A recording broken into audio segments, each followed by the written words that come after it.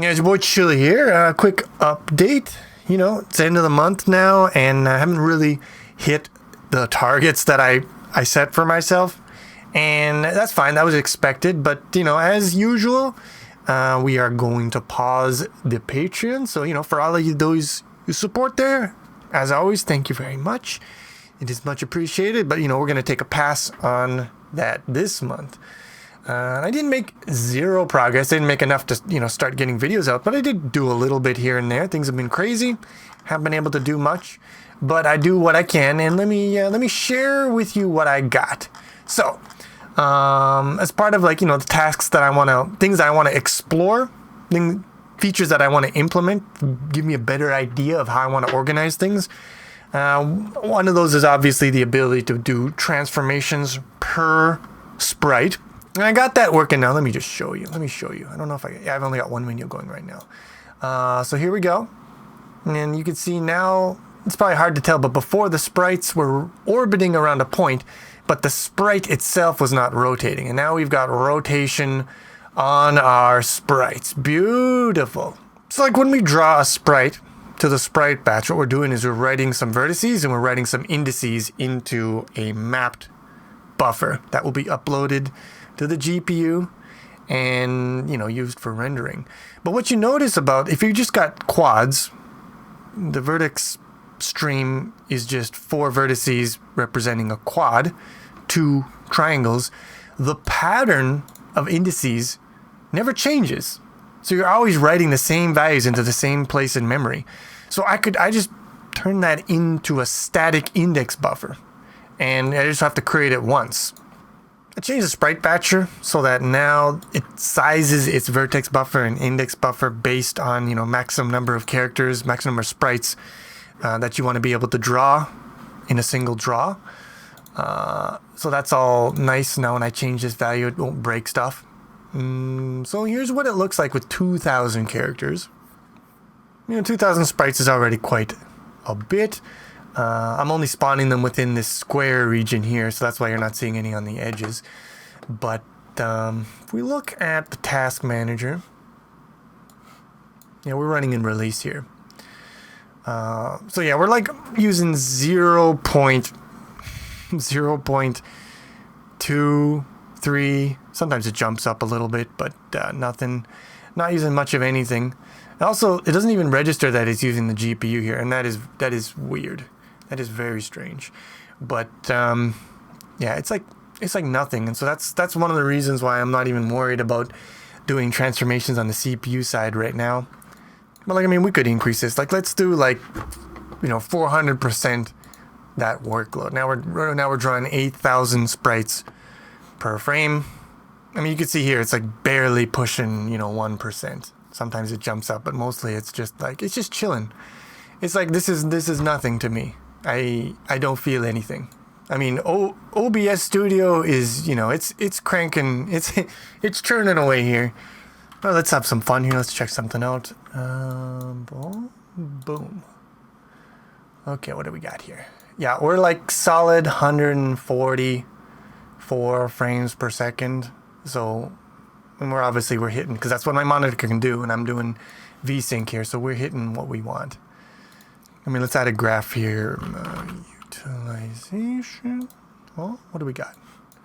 Okay, so I'm looking at my GPU, and it's saying you're using 23% of your capacity.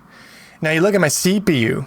So it's telling me on the CPU side, average less than 1% of CPU. But GPU is up to 23, and this is one of the things that's making me, you know, seriously consider where is the best place to put my transformations per sprite. Should I put it on the GPU? That's where I would normally be inclined to put it. But now looking at this, I'm like, well, the GPU is already, you know, it's working pretty hard just pushing all those pixels out there. It's pushing P like crazy. So maybe it's better just to let the CPU do something, because it looks like it's just kind of twiddling its thumbs. It's like, you know, I got nothing to do today. Now you got to keep in mind the nature of the beast here. I'm running OBS, so it's going to degrade performance. It's going to mess with our measurements here. So what you see here isn't exactly, you know, what I'm seeing when I'm running clean. But let's see how far we can push this bad boy. 16,000, 32,000. Let's do 32,000. You can see GPU utilization has jumped, quite a bit. It's actually something I wouldn't mind showing you here. GPU power. All right. So what are we working with here? 32,000 sprites. GPU power is 60 watts. Frequency is like, close to 1200. And we're at 37% GPU utilization. Let's go back to 8,000. So you can see our power went down from 60 to 45. And that's why when I 4x the number of sprites, the utilization doesn't 4x, because this percentage of utilization is actually relative to your current, clock speed, your performance boost state, or whatever you want to call it. So this isn't actually 24% of what your card can do. This is 24% of what your current clock rate can do, which can be scaled. So when we're looking at this, we're not like, we're 1/4 of the way to our maximum. It's not that bad. But it still seems like the GPU is being used a lot harder than the CPU is being used. Now, this isn't the greatest, again, like I said, this isn't the greatest environment for benchmarking for a number of reasons. I mean, putting that overlay up is obviously going to add some overhead, and OBS is adding quite a bit of overhead.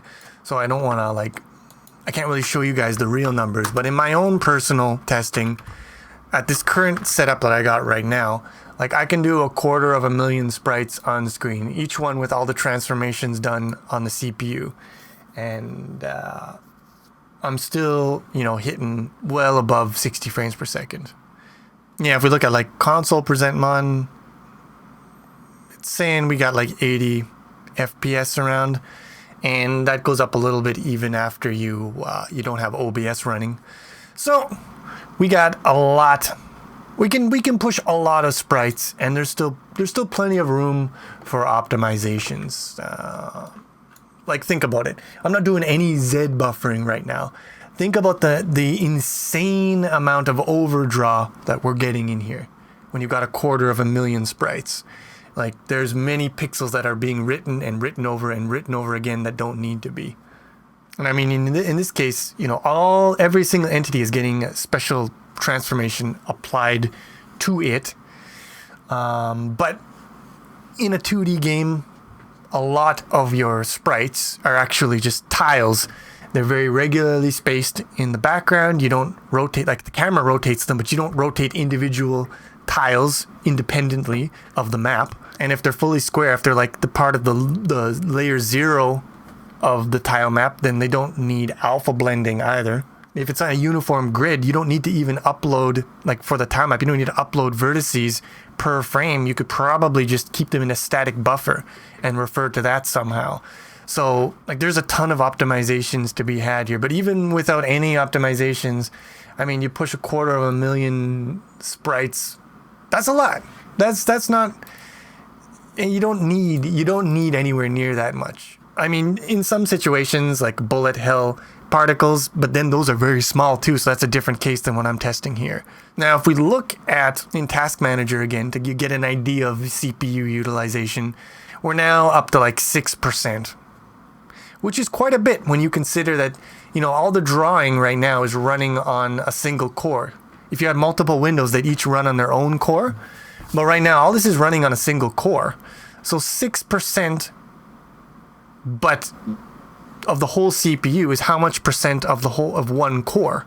And it's getting up there. It might be, we might be close to now maxing out our core, in which case maybe we are CPU limited for the transforms, and so maybe we could actually get better now performance if we switch over.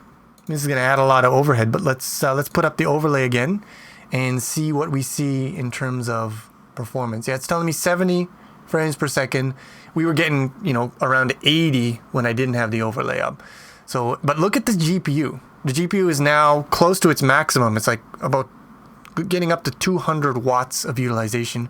But at its maximum performance threshold, it still says only 62%.